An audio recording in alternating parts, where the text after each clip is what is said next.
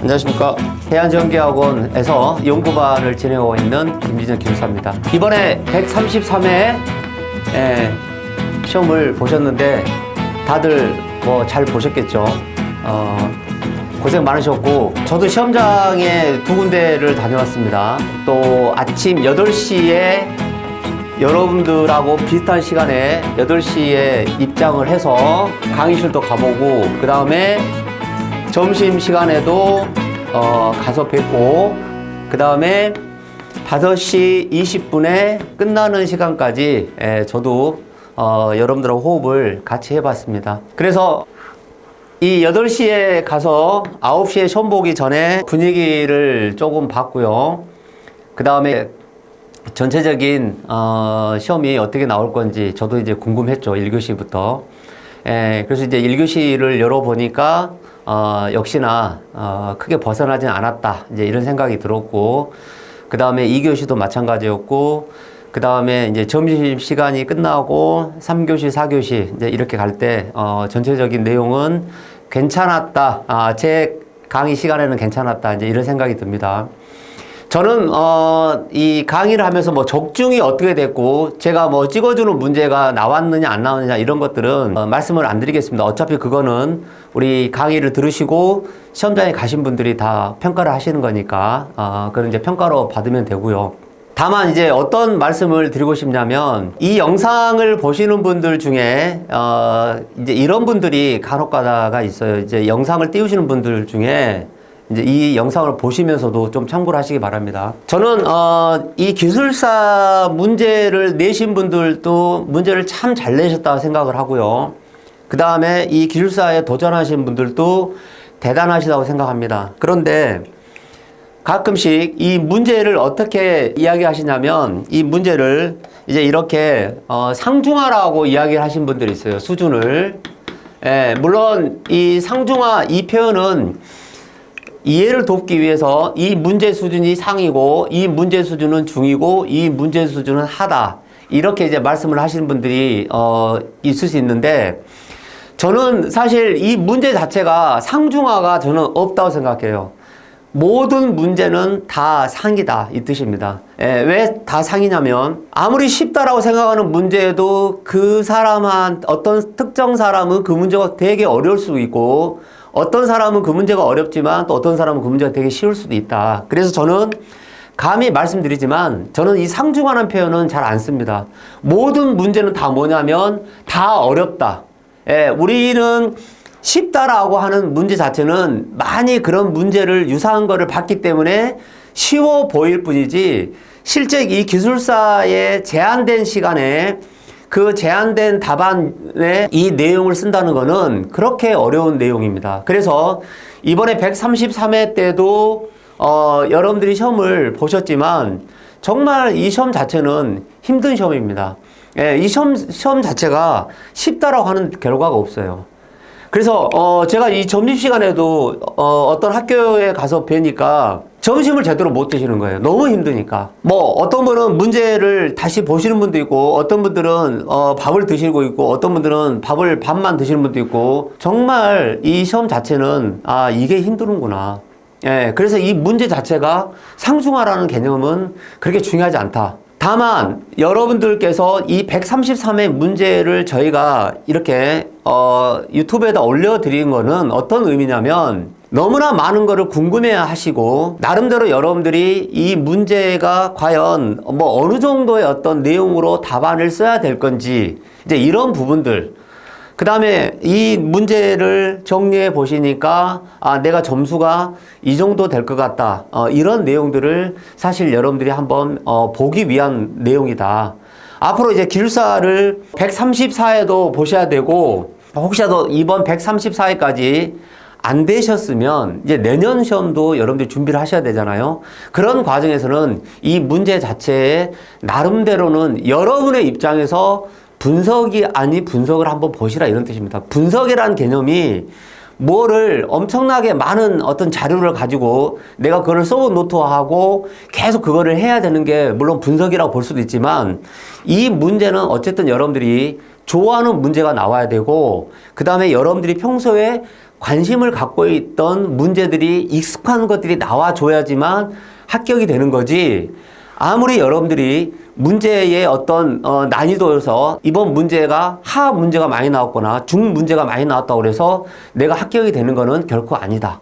이제 이렇게 보시면 되겠습니다. 그 다음에 또 하나는 이 문제를 간단하게 해설을 하기 전에 여러분들이 이 시험 자체가 720점이 일단은 60점의 합격이잖아요. 총점에서. 이 720점이 합격인데 보통 이제 어떤 말씀을 많이 하시냐면 그럼 720점이면 60점에서 합격이 되는데 59.3이나 55.3이나 55점이나 이런 점수가 50점이나 이런 점수가 50점대에 들어오면 내가 어느 정도 시험을 잘 본 거 아니냐 이제 이렇게 생각을 할 수가 있다는 거죠. 그렇지만 이 시험 자체는 여러분들이 정말 조심해야 될 거는 이 60점이 안 되잖아요. 그럼 이거는 점수의 의미가 없어요. 브라켓 되는 거는 점수의 의미가 없다 이 뜻입니다. 어떤 의미냐면 719점하고 예를 들어 718점하고 총점으로 따지면은 불과 2, 3점밖에 차이가 안 나죠. 그렇지만 이 점수는 우리가 극복을 할 수 없는 점수의 어떤 한계가 될 수도 있다. 이런 뜻입니다. 그래서 여러분들이 나중에 이제 어떤 학습을 하시거나 이 공부에 대해서 점수를 55점, 50점, 59점대 이렇게 있다고 그래서 이 점수가 이렇게 다음 문제에서는 60점 이렇게 간다는 보장이 되면 좋은데 그렇지 않을 수도 있다. 그래서 이제 이런 어떤 기출문제 풀이를 보시면서 무엇을 잘 챙겨가셔야 되냐면 저는 상중하 분석보다는 이런 문제가 나오면 내가 이 정도는 그래도 시험장에서 10분 그 다음에 25분을 주어졌을 때 이 정도는 써야 되는구나. 이렇게 이제 보시고 이 내용을 정리를 하셨으면 좋겠다. 이런 뜻입니다. 그래서 이제 여러분들이 일단은 이번 시험에 1교시에 10개를 쓰시고 2교시하고 3교시하고 4교시에 이렇게 4개를 사실 쓰셔야 됩니다. 이렇게 4개, 10개, 4개, 4개를 안 썼다라고 한다면 이 자체는 일단은 힘들다고 볼 수 있어요. 저는 이 개념이 더 중요한 거지 상중하 그 개념은 그렇게 중요하지 않다 이렇게 볼 수가 있겠죠. 그래서 3교시는 어떤 내용이 나왔는지 간단하게 이 내용을 한번 같이 보시면서 정리를 해보도록 하겠습니다. 3교시의 1번 문제는 어떤 거였냐면 분산 전원은 안정적인 개통 운영하고 전력 수급을 위해서 전압 변동 억제하고 주파수 제어 등의 기능을 수행할 수 있도록 협조해야 된다. 이게 이제 어떤 의미입니까? 협조해야 한다. 이게 분산 전원의 협조죠, 협조. 분산 전원의 협조. 그러면 이 분산 전원이라고 하는 게 있고 일반 개통이라고 하는 게 있어요. 개통. 그래서 한전에서 하는 개통이 있고 분산 전원이 있는데 이 두 전원이 결국은 같이 이 개통에서 운전이 되는데 이 분산 전원이 이 개통에 연계돼서 운전이 될 때 어떠한 연계 기준에 따라서 이 분산 전원의 개통의 지원의 기능에 대한 설명을 해봐라 이 뜻이죠. 그래서 이 문제의 포인트는 바로 뭐냐면 이 분산 전원의 지원의 기능에 대해서 설명을 해봐라. 이거는 분산 전원 연계 기준에 정확하게 이 지원 기능에 대해서 나와 있습니다. 지금 이 문제를 분석의 개념에서 말씀을 드리는 거니까 이 어떤 내용 자체가 방대하게 여러분들이 원하는 양만큼 들어가지는 않을 수 있습니다. 그래서 이제 참고적으로만 봐주시면 좋을 것 같고 이 분산 전원에 따라서 뭐가 되냐면 결국은 이 분산 전원은 역성 병렬 형태로 연계하는 분산 전원은 이제 이런 개념으로 해석할 수 있고 그 다음에 한전 개통의 고장 등으로 인해서 전압 및 주파수 이상 시 연계 개통을 유지할 수 있어야 한다. 여기에서 이제 이 기능이란 말을 FRT, 우리가 이제 사고가 났을 때 라이드 트루 할 수 있어야 된다 이 뜻이죠. 그래서 계속 이 개통에서 연계할 수 있어야 된다. 이 말은 근래에 들어와서 특히 강조하는 게 이 FRT의 운전을 특히 많이 이 분산 전원에서 강조를 하고 있습니다. 그래서 이제 이 과거에는 어떤 탈락의 개념에서 분산 전원이 문제가 되거나 그 다음에 개통에 연계되어 있는 상태에서 개통 연계 쪽에서 문제가 되면은 그 분산 전원이 우선적으로 탈락이 돼야 된다. 이 조건에서 분산 전원의 연계의 어떤 기준에서 이 분산 전원이 특정 조건까지 되지 않으면 이 분산 전원은 이 개통으로부터 일단은 탈락하는 거를 유보해라. 이제 이런 의미와 똑같은 개념이죠. 그래서 그런 내용을 다루고 있는 것이 바로 이 기능의 요구사항이다. 이런 뜻입니다. 기능의 요구사항. 그래서 이 기능의 요구사항에 대해서 설명을 하라라고 했기 때문에 이 기능의 요구사항을 어디 거를 가지고 표현해야 되냐면 이 분산 연계의 기준에 나와 있는 내용을 그대로 여러분들이 서술해서 설명을 해야 되는 이제 그런 내용이죠. 그래서 이제 이런 문제가 평소에 이제 관심을 갖고 하신 분들은 이 내용을 그래도 자연스럽게 쓸 수 있는데 이 문제가 선택이 그렇게 쉽지는 않죠. 예, 계속 하신 분들은 괜찮지만 그래서 이제 여기에 분산 전원은 안정적인 개통 운영하고 전력 수급을 위해서 전압 변동의 억제, 주파수 제어 등의 기능을 수행할 수 있도록 협조해야 된다. 예, 전압 변동을 억제해야 된다. 우리가 연계의 어떤 기준에서 연계시 고려사항에 무슨 내용이 나오냐면 전압 변동이 발생되면 안 되고 전압 변동이 작아야 되고 역류를 유지해야 되고 주파수의 변동이 있으면 안 되고 개통을 연계시 이제 이런 내용의 연계 조건에서 있죠. 그래서 이제 이 기능의 요구사항에서 변동에 억제하고 그 다음에 이 주파수 제어의 기능을 수행할 수 있어야 된다. 이런 내용을 기본적으로 깔고 들어가는 이 문제가 1번 문제의 3교시 1번 문제가 되겠다. 이렇게 보시면 되죠. 그래서 이 분산전원 개통의 연계 기능에서 이런 내용을 여러분들이 답안에 사실 풀어서 표현해야 되겠죠. 첫 번째는 뭐냐면 이 무효전력의 제어의 기능 이제 이렇게 하나를 풀어야 되겠죠. 무효전력의 제어의 기능. 그래서 이 무효전력의 제어의 기능은 어떻게 표현할 수 있느냐. 전압과 무효전력 제어니까 여기에서 우리가 QV 제어라고 하는 거를 표현할 수 있고 전압에 따라서 이 무효전력의 변동을 제어할 수 있어야 된다. 그 다음에 유효전력과 무효전력의 제어의 기능도 있어야 된다. 그래서 이 유효전력 변동에 따라서 능동적 무효전력을 제어한다. 예. 이번에 여러분들이 이 능동적이라는 말을 답안에 쓸 기회가 많았을 겁니다. 그래서 이 능동적으로 유효전력, 무효전력을 제어할 수 있어야 된다. 이게 이제 기능의 첫 번째 내용이고요. 그 다음에 두 번째 내용은 유효전력의 제어의 기능이다. 이렇게 이제 볼 수 있는 거죠. 유효전력의 제어의 기능. 그래서 유효전력의 제어 기능은 어떤 것들이 대표적인 거냐? 이렇게 주파수와 유효전력의 제어의 기능. 마치 우리 유무송송이에서 PF를 표현하는 것처럼 PF의 주파수하고 유효전력과의 관계, 전압과 무효전력과의 관계. 예, 그래서 무효전력과 유효전력의 관계에서 무효전력은 전압과의 관계의 제어를 표현하고 유효전력은 주파수의 관계를 표현한다. 이런 내용을 가지고 있는 것이 바로 유효전력의 제어의 기능이 된다. 그래서 아마 이 문제를 시험장에서 당일 받으실 때 분산 전원의 이 연계의 내용을 이 기능자를 잘 읽지 않고 이 문제를 어떻게 표현할 수 있냐면 그냥 분산 전원의 연계 기준만 쓰고 나오신 분들도 상당히 많이 계실 걸로 알고 있어요. 시험장에 가시면은 답안을 어떻게 쓰는 게 잘 쓰는 거냐면 여러분들이 좋아하는 문제를 많이 쓰는 게 답안을 잘 쓰는 게 아닙니다.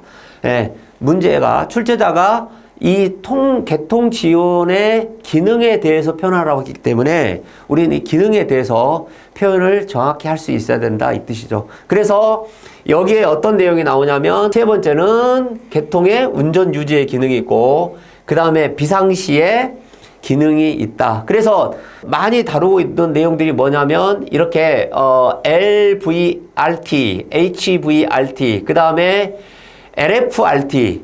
그래서 우리가 LVRT 주파수가 전압이 저하했을 때 계통의 유지 기능이 있고, 그 다음에 주파수의 높고 낮음에 따라서 유지의 기능이 있더라. 그래서 이제 우리가 주파수 라이드 스루라는 기능이 있고, 그 다음에 전압의 라이드 스루 기능. 이 전압이 생각보다 뭐예요? 로우 볼트가 됐을 때 라이드 스루가 돼야 되고, 그 다음에 HVRT가 됐을 때 라이드 스루가 돼야 된다. 이런 어떤 기능이 있어야 된다 이 뜻이죠. 그래서 여기에 보시면 비정상 주파수 상황에 따라서 전력 계통 연계의 유지 또는 분리를 결정한다. 이런 내용들이 이 연계의 계통에서 지원 기능을 표현하는 내용이다. 이렇게 이제 보시면 되겠습니다. 그래서 이 3교시의 1번 문제가 이런 것들을 표현하는 거기 때문에 이 내용이 만만치 않았다. 이렇게 이제 볼 수가 있겠죠. 그 다음에 2번 문제를 보시면, 자, 송전솔로를 보호하기 위한 반송 전류 차동 개전 방식이 무엇이냐라고 했죠.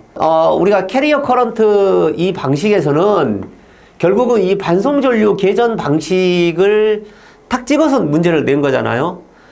과거 같으면은 송전솔로 보호 방식에 대해서 논하라, 뭐 설명하라, 이렇게 이제 문제를 내다 보면 너무 이 내용이 방대하죠. 그래서 요즘에 모든 문제들은 이렇게 설명을 하라고 하면, 논하라는 말은 거의 잘 쓰지 않아요. 그래서 이렇게 특정 반송 전류 개전 방식에 대해서 얘를 적용에 대해서 설명을 하라고 했기 때문에 결국은 뭐예요? 이 반송전류 차동 개전 방식이라고 하는 것은 어디에 적용이 되고, 이 반송전류 개전 방식의 보호 방식은 어떻게 하는 것이 이 반송전류 개전 방식이냐, 이제 이런 내용을 여러분들이 모델링을 통해서도 표현이 돼야 된다 이 뜻이죠. 그래서 개요적으로 보면은 이 송전솔로를 보호하기 위한 반송전류 차동 개전 방식은 원거리에 전송이 가능한 마이크로파, 전송, 회선 등을 이용한 방식이고, 반송전류 차동 개전 방식은 가장 뛰어난 송전솔로 보호 방식이다. 이제 이렇게 표현할 수가 있죠. 그래서 이 반송전류 차동 개전 방식은, 반송전류 차동 개전 방식이라 하는 자체는 기본적인 이 차동 개전 방식의 종류가 있다 이 말씀이죠. 그래서 이 차동 방식의 종류는 어떤 것들이 있냐면, 대표적으로 PCM 방식이 있고, PCM 방식이라고 하는 것은 펄스 코드 모듈레이션 방식이잖아요. 그래서 PCM 방식이 있고, 그 다음에 AM 방식이 있고, FM 방식이 있고, PM 방식이 있는데, 이 문제를 다 터치하기가 쉽지는 않죠. 그래서 이런 문제가 나오게 되면 설명을 하라라고 나올 때는 여러분들께서 일단 이 종류를 제시를 하는 게 좋습니다. 그래서 정확하게 반송전류 차동 개전 방식은 종류는 이렇게 있는데, 나는 이 문제 중에서 PCM 방식으로 설명을 해 보겠다. 이렇게 해서 PCM 방식에 대해서 설명을 하는 게 이 문제를 좀 쉽게 접근하기 위한 것이죠. 만약에 나는 시간이 많아서 충분히 다 쓸 수 있다. 그러면 AM 방식이나 FM 방식이나 또는 PM 방식을 다 표현해도 좋습니다. 다시 말씀드리지만 이런 내용들을 가지고 여러분들이 이 문제를 이렇게 다양하게 답안에다가 해석을 해주면 좋겠죠. 그래서 이제 PCM 방식이 뭐냐. 그래서 나는 이 문제를 PCM 방식으로 표현하겠다. 그래서 PCM 방식을 설명을 해야 되죠. 그런데 이 PCM 방식에 대한 모델링이, 이게 이제 PCM 방식의 가장 기본적인 모델링이거든요. 표준 모델링인데 이 표준 모델링을 쓰기가 쉽지가 않아요. 왜 쉽지가 않냐면, 이 A, B, C라고 하는 이 모선을 정확하게 표현을 해야 되고, 그 다음에 사고점이 있다고 가정했을 때 변조와 복조 과정을 거치는 거죠. 우리는 여기에서 이제 전기하고 이 광신호로 분리한다는 개념이잖아요. 그래서 이제 이 변조와 복조를 가지고 여기 판정회로까지 가져옵니다. 가져오게 되면 결국은 뭐가 되냐? 여기에서 사고가 났을 때 그러면 이 문제는 두 가지로 여러분들이 제시를 해야 되겠죠. 사고시하고 사고시가 발생되지 않았다. 사고가 나지 않았다. 아니면 사고가 났다. 그러니까 지금 우리 이 내용에서는 뭐가 되냐면 사고가 발생이 되게 되면 동작을 해야 된다는 거잖아요. 그럼 동작을 한다는 것은 이 사고에 대해서는 어떤 특징에 의해서 표현이 되냐면 이 벡터적인 크기다. 그럼 여기서 이 부분이 벡터적인 크기고 그 다음에 이 부분이 어떤 값이냐면 스칼라적인 크기인데 이 벡터적인 크기에 의해서 벡터적인 크기가 더 커져서 동작하는 사고시 특성으로 표현을 해야 되고 그 다음에 여기서 말하는 것은 결국은 내부 사고로 정의를 할 수가 있잖아요. 그럼 만약에 여기에서 사고가 났다 그러면 얘는 외부 사고가 되는 거잖아요. 그래서 이런 사고의 예시를 가지고 설명을 하게 되면 TCM을 가지고도 충분히 여러분들이 득점하는데 큰 어려움이 없지 않느냐.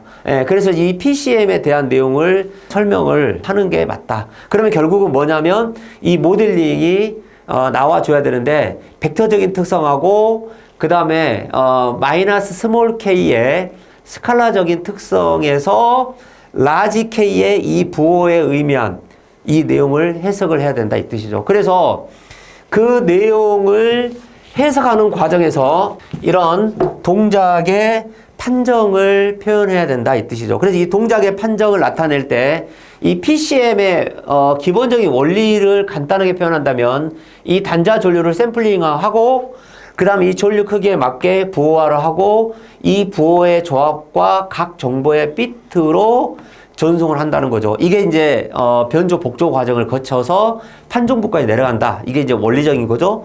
그 다음에 이 동작의 판정법에는 뭐가 되냐면 기본적인 내용이 아까 말씀드렸던 것처럼 이 벡터의 동작이고 그 다음에 이 스칼라의 동작의 비율에 의해서 얘가 동작을 합니다. 그래서 아까 벡터적인 값에서 이 스칼라적인 값으로 해석이 돼야 된다.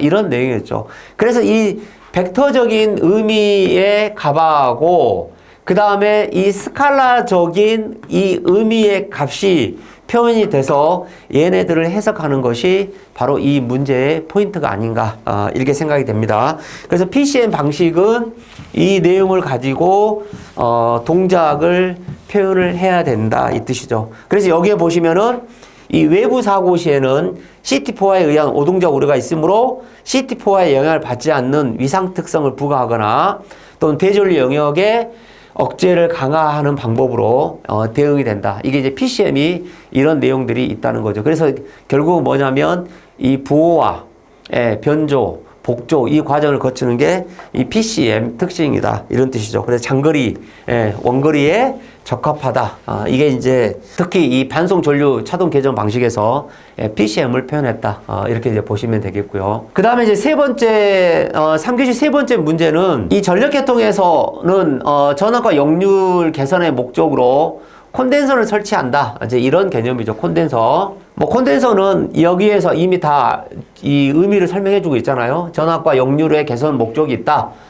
이런 의미죠. 그 다음에 이 콘덴서 회로에 고조파가 유입이 됐을 때 이 전력 설비에 미치는 영향과 대책에 대해서 설명하라. 이 연구반에서는 이런 문제를 가지고 굉장한 트레이닝을 많이 합니다. 이렇게 문제가 나왔을 때 이렇게 어떻게 써야 되느냐 이런 부분부터 시작해서 쇼게임도 100분짜리 게임도 하고 40분짜리 게임도 하고 심지어 모델링 테스트도 하고 그러는데 이렇게 이제 고조파 전류가 유입이 되면 이 전력 설비에 미치는 영향과 대책에 대해서 무엇이냐. 그러면 결국은 이 문제에서는 영향이 나오고 대책이 들어가기 위해서는 이렇게 원인이라고 하는 것들이 반드시 써줘야 된다는 거죠. 원인이 뭐냐. 물론 설명을 다 했어요. 그런데 원인이 무엇이냐. 그래서 원인에 대한 내용하고 그 다음에 고조파란 어떤 의미를 갖고 있느냐, 이제 이런 내용을 표현할 수 있는 거죠. 굉장히 이 문제는 고전적인 문제다라고 볼 수가 있겠죠. 이 고전적인 문제를 여러분들이 해석을 하실 때 개요나 이런 부분들을 조금 나름대로 정리를 해서 답안을 안 칠 때 여기에는 이제 간단하게 개요도가 들어가야 되겠죠. 그래서 이제 고조파는 무엇이고 이 주파수가 n배가 있고 크기는 n분의 1이 있다 이렇게 보시면 되고요. 그 다음에 상고조파에서 또는 37조파까지 대상으로 50차수 이상으로 표현한다. 이게 이제 고조파의 기본 정의를 표현할 수 있겠죠. 그래서 이 고조파의 발생원은 어떻게 표현할 수 있느냐. 얘네들이 발생이 되면 이 고조파가 어떤 역류를 개선하기 위해서 개통에 콘덴서 설비가 있을 수 있고, 그 다음에 개통에 직렬로 콘덴서 설비가 있을 수도 있고, 그 다음 이 개통에 뭔가 부하가 있었는데 이 부하에 병렬로 역류를 개선하기 위해서 콘덴서 설비가 있을 수 있고요. 여기에도 있을 수 있고, 이제 이런 개통에 어떤 영향을 미치느냐, 이제 이런 내용을 표현하라, 이런 의미로 이 문제를 접근할 수가 있겠죠. 그래서 여기에 나온 것처럼 고조파에 영향을 받는 거, 이거를 이제 여러분들이 나열을 정확하게 해야 되겠죠. 그래서 이제 콘덴서의 어떤 영향도 있고, 특히 여기서 이제 콘덴서 회로에 대해서 정리를 하라고 했기 때문에 이 콘덴서 회로를 이제 제일 많이 표현을 해야 되겠죠. 그래서 이제 콘덴서 회로 고조파 유입시 전력 설비에 미치는 영향이니까 이런 것들을 콘덴서 설비나 그 다음에 조상 설비, 변압기, 발전기, 그 다음에 중성선, 얘네들이 다 뭐예요? 고조파에 영향을 미치는 요소다. 이제 이렇게 정리를 할 수가 있겠죠. 특히 이 문제가 나오게 되면 여기에는 우리가 이제 간단하게 표현이 됐지만, 특히 이 콘덴서 회로에서 고조파가 유입이 됐을 때는 콘덴서의 블로 회로, 그 다음에 병렬 회로를 가지고 고조파의 해석도 조금 하셔야 되고, 그 다음에 이 문제에서는 아예 그냥 이렇게 영향과 대책에 대해서 그냥 두리뭉실하게 고조파가 무엇이냐, 어떤 영향이 주로 있느냐 이렇게만 던졌다면 다 여러분들이 이걸 나열해서 써야 되는데, 이 출제하는 이분도 어떻게 내용을 간단히 정리를 했냐면 영향과 대책으로만 딱 이게 국한을 시켰어요. 그러니까 문제를 상당히 간결하게 유도를 시킨 거죠. 그래서 이제 영향과 대책으로 들어가시면 되고, 그래서 이 저감 대책에서는 이런 내용들을 가지고 이제 표현할 수가 있다 이 뜻이죠. 그래서 이 고조파의 저감 대책에서는 리액터를 설치한다.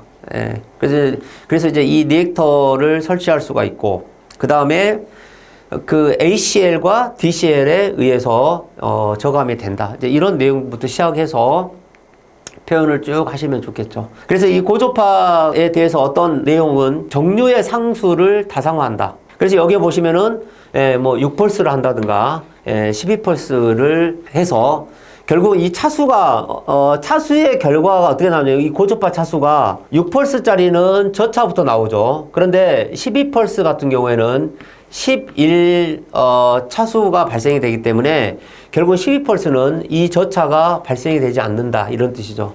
그러면 그만큼 외형이 적어진다. 이제 이런 내용들을 가지고 표현할 수 있는 게 3교시 3번의 문제죠. 이런 전력 설비들의 어떤 아까 영향을 말씀드렸고, 이제 대책은 이렇게 이제 다폴서를 한다든가, 그 다음에 뭐 위상의 어떤 변이를 한다든가, 이제 이런 내용들을 일반적인 내용으로 이렇게 이제 끌고 들어오면 되는 문제죠. 그래서 이제 위상의 변이를 표현해서 페이저 시프트 위상을 변이시킨다든가, 아니면은 페이저 시프트 TR, PST라고 그러죠. 그래서 PST를 적용해서 이 변이를 조정한다는 거죠. 그래서 예를 들어서 뭐 5조파에 대한 내용이다 그러면 기본 30도에 150R을 적용했잖아요. 그럼 여기에서는 210을 적용했죠. 7조파에서는. 그 다음에 여기에서는 다시 뭐예요? 180을 적용한 거죠. 그러면 이 내용들이 결국은 뭐냐면, 페이저 시프트라고 하는 의미는 어떤 거냐면, 얘 같은 경우에는 180의 변이를 다 이용한다는 뜻이죠. 그래서 210에서 30을 빼면 180이 되는 거죠.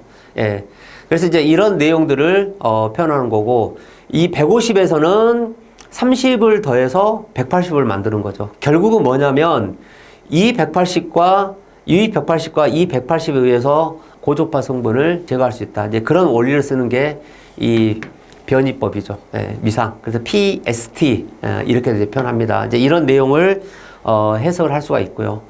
그 다음에 이 5조파와 7조파에서 기존의 5조파와 7조파는 이 미상이 정반대가 돼서 서로 상쇄되기 때문에 고조파 저감 효과가 크다. 이제 이런 것들이 다 뭐냐면 고조파의 저감의 원리를 나타낸다 이 뜻이죠. 그래서 여기에 보시면은 이렇게 이제 5조파, 7조파, 5조파, 7조파가 있는데 여기에 이제 미상 변이 페이저 시프트 TR이 이렇게 있으니까 이걸 이용해서 얘와 얘 사이에 뭐를 적용할 수 있냐면 이렇게 이제 상쇄되는 고조파 제거로 표현할 수 있다. 이제 이 문제가 이 3번에 대한 문제가 되겠죠. 그 다음에 또 고조파를 억제하는 방법은 PWM 컨버터 방식이 있다. 이 PWM 방식은 범용 인버터의 입출력을 반대로 해서 이 교류 전원축에 리액터를 접속하고 그 다음에 다이오드 종류기를 통해서 제거한다. 이제 이게 이제 핵심이죠. 그래서 PWM 방식.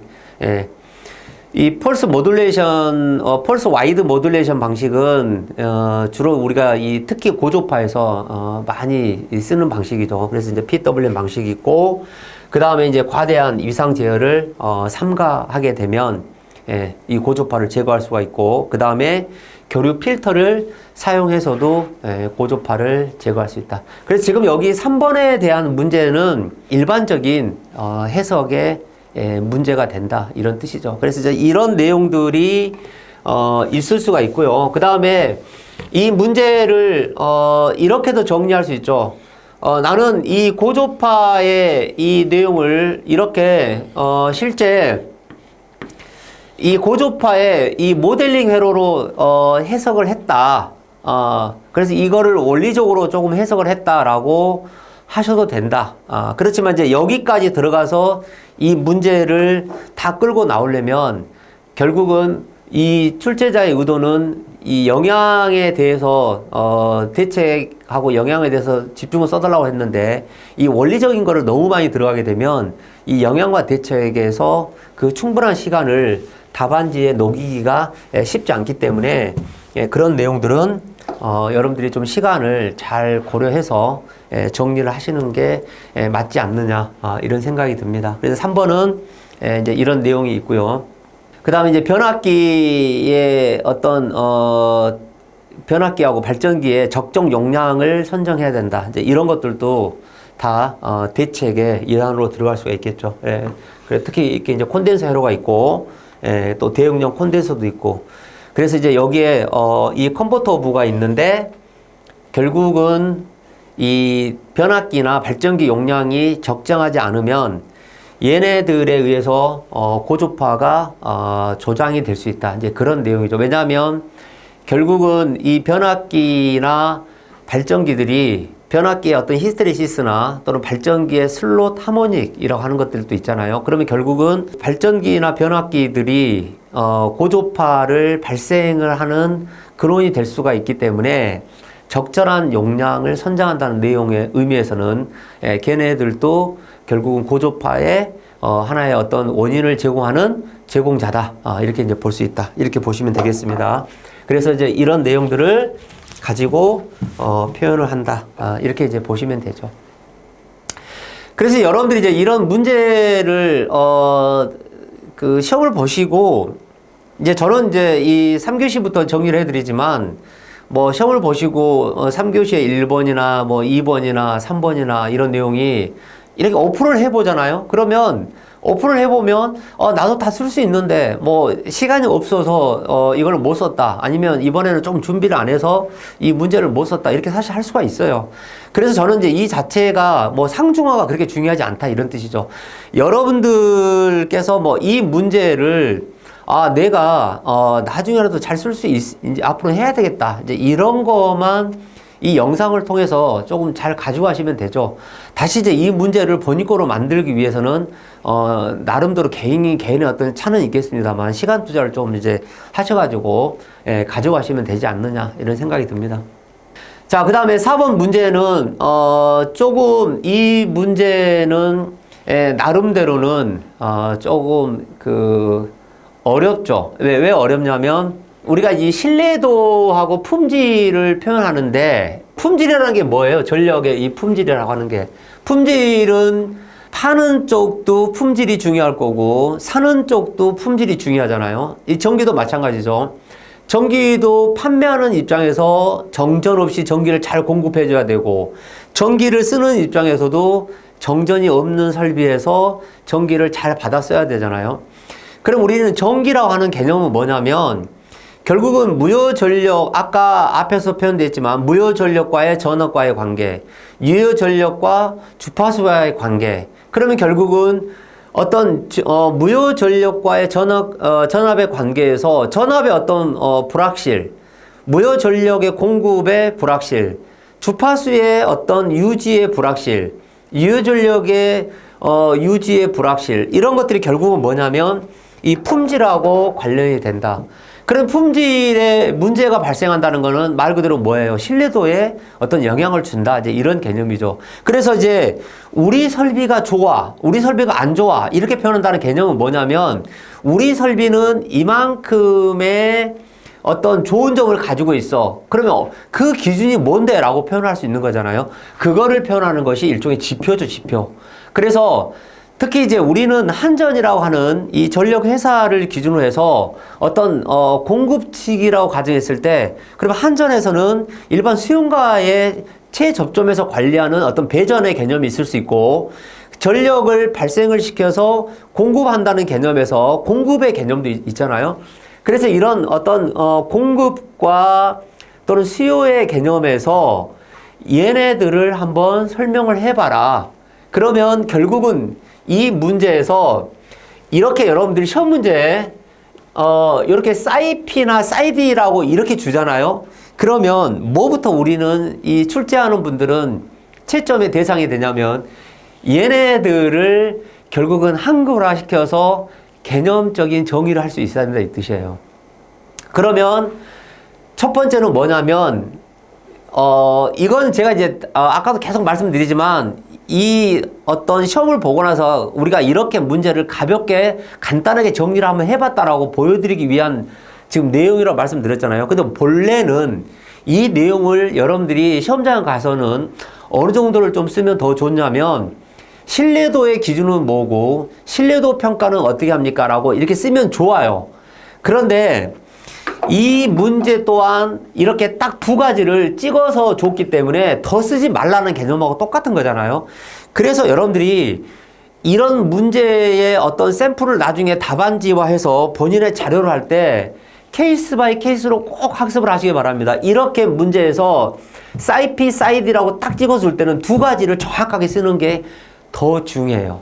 그래서 이 사이피의 핵심은 인터럽션이라고 하는 이 내용의 말을 한글화 정확하게 시켜야 돼요. 그 다음에 여기에서 프리퀘시라 하는 이 주파수의 어떤 변동이 생길 때 주파수의 변동이 생기거나 또는 어떤 이 지속이 생긴다. 그러면 이 주파수의 변동의 개념은 결국은 뭐냐면 얼마만큼 이 빈도가 생기느냐 그런 개념하고 똑같은 거잖아요.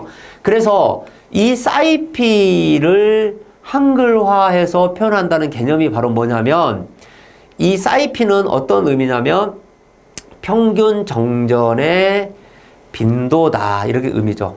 사이피는. 그래서 이 평균 정전의 빈도가 있고 그 다음에 이 평균 정전의 빈도는 어떻게 표현하냐면 개통 내에 총 고객수가 있고 그 다음에 정전을 경험한 고객수가 있다는 거죠.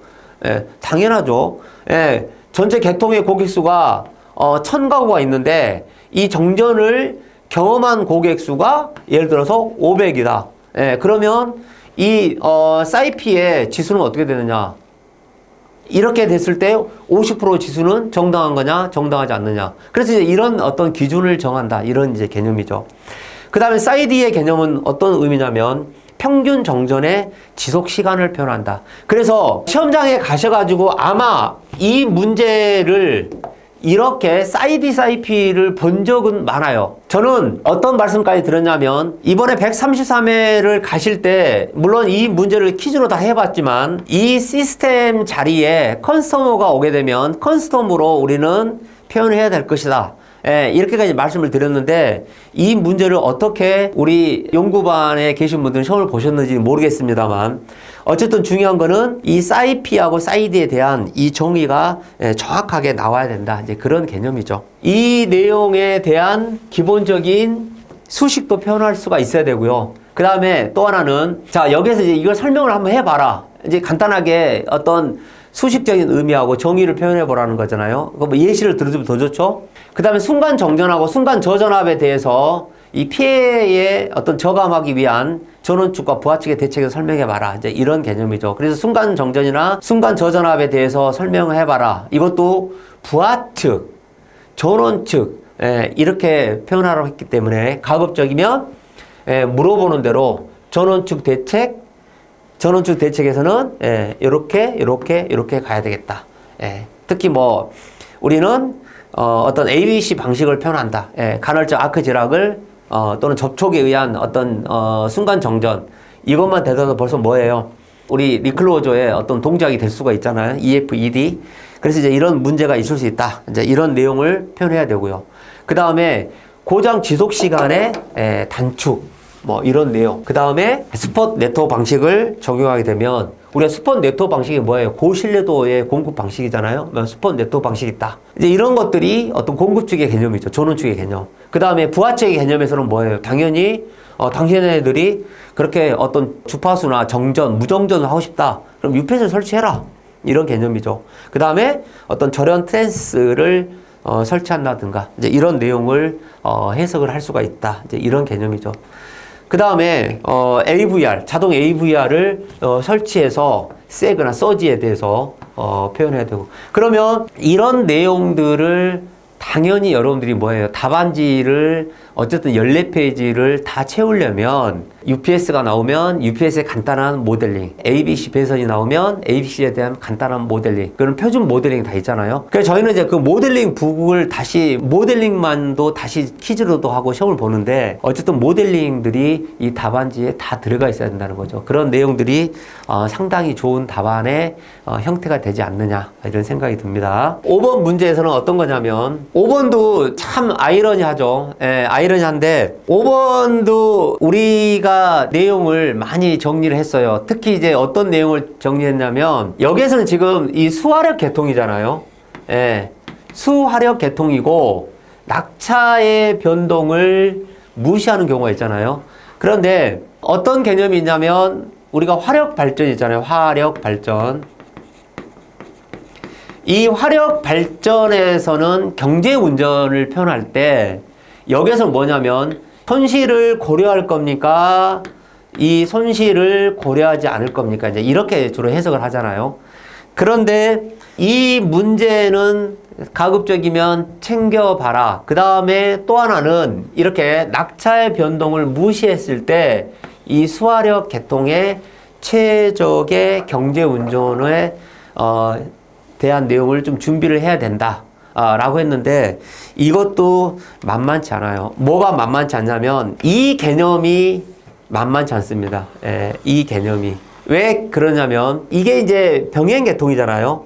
자, 수력과 화력의 경제 운전을 하는데 만약에 이렇게 되지 않고 일반 발전이었다면 일반 화력 발전이었다면 일반 화력 발전에서는 이렇게 표현할 수 있겠죠. 이렇게 수급 조건이 있고 그 다음에 1번 발전기가 있고 그 다음에 2번 발전기가 있다. 그러면 얘는 PG1이 될 거고 얘는 PG2가 돼서 이때 수급 조건은 PG1 플러스 PG2가 된다. 이제 이렇게 정리할 수 있는 거잖아요. 그런데 이 문제에서는 수화력에서 낙차의 변동을 무시한다고 했기 때문에 결국은 이 부분을 현장에서 여러분들이 모델링을 해서 pH, PS, PR 이 관계식을 가지고 뭐를 표현할 수 있어야 되냐면 이것처럼 람다처럼 이 람다처럼 dp분의 DF라고 하는 이 증분 연료비를 표현할 수 있어야 된다.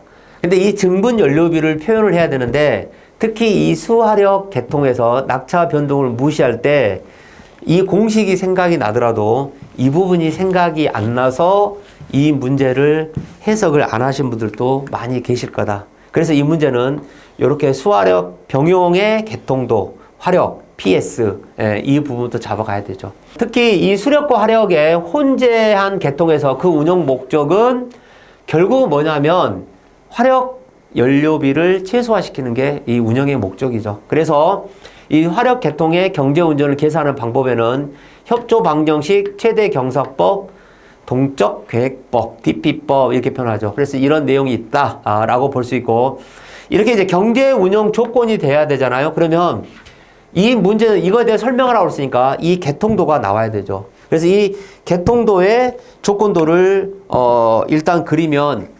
여기서부터 일단 저는 득점이 있다고 생각을 해요. 그 다음에 얘의 가장 포인트는 그 다음에 포인트는 바로 뭐냐면 수급 조건을 쓸 수 있어야 한다 이 뜻이죠. 수급 조건. 우리가 이렇게 수급 조건을 PG1, PG2는 PR이다 라고 표현한 것처럼 수급 조건을 표현할 수 있어야 되고 그 다음에 라그랑제의 미정 계수를 가지고 이게 DPS분의 DF DQ를 DPH로 나눈 거죠. 그래서 여기는 화력 계통이고 여기는 어떤 거예요? 이 수력 계통을 표현한 거죠. 그래서 화력 계통하고 이 수력 계통에서 여기는 화력이죠. 화력 계통하고 이 수력 계통에서의 병영에서 이것을 우리는 무슨 조건이냐면 협조 조건이다. 이렇게 표현한 거죠. 그래서 이제 이 협조 조건에서 여기까지 이렇게 표현할 수 있어야 된다. 이게 바로 어떤 의미를 표현하고 있냐면 수력, 화력, 계통의 최적 경제 운전이다. 그래서 아마 여기까지 표현을 하게 되면 이 문제가 상당히 고득점이 되지 않겠느냐. 이게 이제 바로 소위 말하는 조금 썼는데 엄청나게 점수가 잘 나왔다. 이제 이런 문제들이 다 이제 이런 케이스의 문제가 아닌가 이런 생각이 듭니다. 그래서 아마 여러분들이 이 문제를 하실 때 이런 게 이제 사실 어려운 거죠. 이런 게. 그래서 이 시험에 제일 어려운 게 뭐냐? 결국은 너무 빨리 까먹는 게 제일 어려운 거죠. 한번 보고 기억을 오래 하면 좋은데 그렇지 않다. 이제 이런 내용이 있죠. 그 다음에 이제 3교시 6번 문제에서는 뭐 HVDC는 우리가 요즘 시험을 준비할 때 특히 HVDC는 빼놓을래야 빼놓을 수가 없잖아요. 왜 HVDC를 계속 강조하냐면 지금 전력의 조류, 이 선로의 개통이 과부하가 되고 전력 전송에 문제가 있고 이제 이런 문제에 대한 해결책이 뭐냐라고 나올 때 항상 따라오는 내용이 뭐냐면 대안은 HVDC다. 이제 이런 내용들을 계속 다루고 있는 거죠. 그래서 이제 이 문제를 내는 분의 입장에서도 이거를 약간 이 500kV HVDC가 단골로 많이 나왔었는데 이것도 약간 변형을 해서 어떻게 문제를 냈냐면 HVDC의 전류형과 전압형에 대해서 얘를 각각 설명을 다 해라 이렇게 하면 너무 이제 채점하기가 힘들거나 너무 방대하죠 이것도요. 그래서 어떻게 문제를 딱 쉽게 던졌냐면 전류형 LCC하고 전압형 VSC에 바로 뭐예요? 비교를 하라. 그러면 결국은 이 문제가 뭐냐면 이 전압형과 전류형의 개념에서 이 VSC에서 이게 볼트 소스라는 개념이잖아요. 이 전압의 어떤 형이고 그 다음에 라인에 있는 커뮤테이터에 의해서 이 정류하는 방식에 대해서 얘네들을 좀 비교를 해달라. 이 말은 얘네들을 개통도를 그래서 설명을 하려고 여러분들 답안지를 아마 시작을 한 분도 있을 거예요. 그런데 밑에 걸 또 읽어보면 어차피 이 전류형의 원리를 설명을 하라고 했어요. 그 다음에 먼저 물어보는 게 뭐냐면 비교를 물어봤기 때문에 이 문제는 일단 답으로 좀 접근을 해본다면 그냥 우리는 뭐냐면 장점과 단점의 핵심을 한번 들어가 보자 이런 뜻이죠. 그래서 이 전류형과 전압형이 있고 전류형의 장점은 이러한 것들이 이 전류형의 기본적인 장점이다. 그러면 전압형의 장점은 어떤 것들이 이 전압형의 장점이 있느냐? 이제 이런 내용을 표현을 할 수 있어야 되는데 이런 내용들이 좀 쉽게 와닿지가 않는다. 예, 그래서 이제 이 내용을 여러분들이 좀 쓰시는 게 아마 미션이 아니었느냐 이런 생각이 듭니다. 그래서 이렇게 전압형의 장점과 단점 중에 그럼 전류형의 단점은 뭐가 있냐면 이 전류형의 단점은 고주파 필터가 필요하다. 예, 그 다음에 무효전력 제어가 지상 영역에서만 가능하다. 뭐 이런 게 이제 단점이 되죠. 예, 단락비가 낮은 교류계통에서는 동작이 불가능하다. 이런 내용의 반대가 전압형의 장점이 되지 않느냐. 예, 이런 내용이죠. 그래서 이제 이 두 가지의 각각의 특징을 표현하라. 예, 굉장히 여러분들이 사실 어려운 시험을 보신 거죠. 그래서 이번에는 시험을 보셨는데 제가 아까 시험장에 아침부터 있었다고 그랬잖아요. 예, 아침부터 매 교시마다 들어가 보면 이번에는 또 문제가 쉽다는 말씀들을 그렇게 많이 안 하시더라고요. 예, 132회 때는 너무너무 쉽다라고 다들 말씀하셔가지고 저는 걱정을 엄청나게 많이 했죠. 이렇게 이야기하면 다음 시험에 문제가 심각한데 왜 자꾸 쉽다고 하지? 예, 쉽다라고 하는 건 언제 하냐면 합격자가 많이 나오면 쉽다라고 그때 하면 돼요. 예. 그런데 합격자가 생각보다 또 안 나왔잖아요. 그러니까 결국 이 문제는 절대로 이런 상중하라는 게 없어요. 쉽다라고 하는 게 없어요. 다 어렵습니다. 여러분들 굉장히 어려운 시험을 항상 준비하고 계신 거예요. 그래서 이제 이런 내용들을 참고로 보실 수가 있고, 그 다음에 이 HVDC의 그러면 결국은 전류형의 원리. 그러면 여러분 보세요. 왜 이 출제자는 HVDC 원리를 먼저 물어보고 그 다음에 비교를 물어봤으면 쓰기가 좋을 텐데 왜 이렇게 비교를 먼저 물어보고 그 다음에 원리를 던졌을까? 우리가 원래 순서로 본다면 원리를 먼저 물어보고 비교 이렇게 하면 더 좋을 텐데 이게 다 의도가 있어요. 그래서 여러분 시험장에 가서 2번을 첫 번째로 쓰잖아요. 이것도 어떻게 보면 상당히 불리한 게임을 하는 거예요. 물어보는 대로 항상 가야 됩니다. 물어보는 대로. 그래서 시험장에 가서 문제의 순서를 무시하고 쓰거나 내용을 한번 잘못 여러분들이 방향을 잡아서 전류형, 전압형, 원리를 여기서 여러분 원리를 막 쓸 수 있잖아요. 근데 원리를 밑에 또 원리를 물어봤다는 거는 또 써야 되는 거잖아. 원리를 위에 썼기 때문에 밑에 안 쓰겠다? 이거는 안 맞죠. 그래서 시험장에서는 그런 것들을 조심해야 돼요. 그래서 여러분들이 이런 영상을 보실 때 여기에 뭐 여러분들이 시험이 이렇게 나왔습니다. 이거를 다시 뭐 이렇게 구구절절 풀어서 여러분들께 드리지 않더라도 여러분들은 사실 이런 어떤 제가 말씀드린 키를 잘 기억하셔야 돼요. 항상 이 시험의 합격, 불합격의 여부는 평균 3점, 4점, 5점, 6점 요 사이에서 왔다 갔다 합니다. 여러분 평균 10점 이상 차이가 나는 거는 조금 여러분 아직 공부를 많이 집중도 안 하셨다는 뜻이고 본인이 한 평균 4, 5점대에서 떨어졌다고 하는 거는 이런 실수를 하시기 때문에 그래요. 그래서 여러분들이 실력보다도 이런 실수를 정말 조심하셔야 된다 이 뜻입니다. 그래서 이 전류형의 원리를 표현하는데 이렇게 주로 LCC 방식을 쓴다. 그럼 LCC 방식이 도대체 뭐냐 이렇게 표현을 하려면 그래서 LCC에 대한 내용이 되려면 이렇게 AC가 돼서 여기에 DC 계통으로 이렇게 송전을 가는데 이렇게 송전을 하는데 여기에 사이리스터 컨버터라고 하는 것이 있고 그 다음에 이 계통을 통해서 에너지를 이렇게 전송합니다. 그러면 이거를 LCC라고 이 출제자가 이렇게 강조하는 거는 여러분들이 이 문제의 핵심은 뭐냐면 여기에 LCC라고 하는 것들을 여러분들이 표현을 해야 된다 이 뜻이에요. LCC. 그래서 이 내용을 이렇게 표현하는 것 자체가 바로 뭐냐면 이것을 우리는 LCC의 종류 방식이다. 이렇게 표현하는 거죠.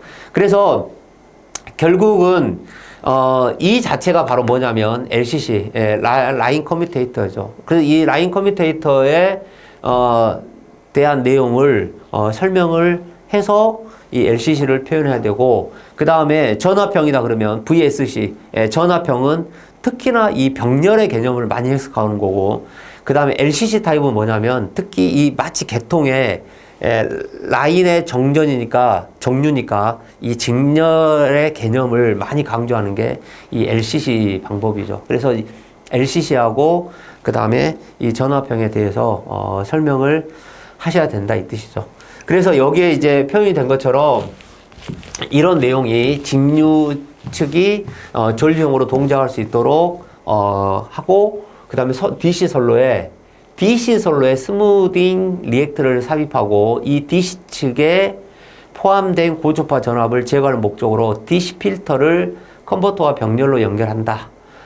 전류형 컨버터는 고초파 전류를 제거할 목적으로 한다. 이제 이런 내용을 표현하고 있는 것이 바로 이 문제의 형태가 아닌가 이런 생각이 듭니다.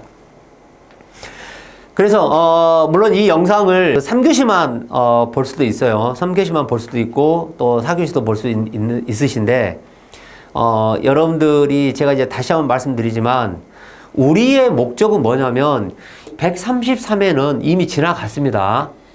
이미 이거는 다 끝난 거예요. 여기에 여러분들 문제를 조금 참고를 해서 볼 수는 있지만 다음 시험을 준비할 때 항상, 그래서 이번 시험이 끝나게 되면 이제 당연히 134회를 준비해야 되잖아요. 7월 달에.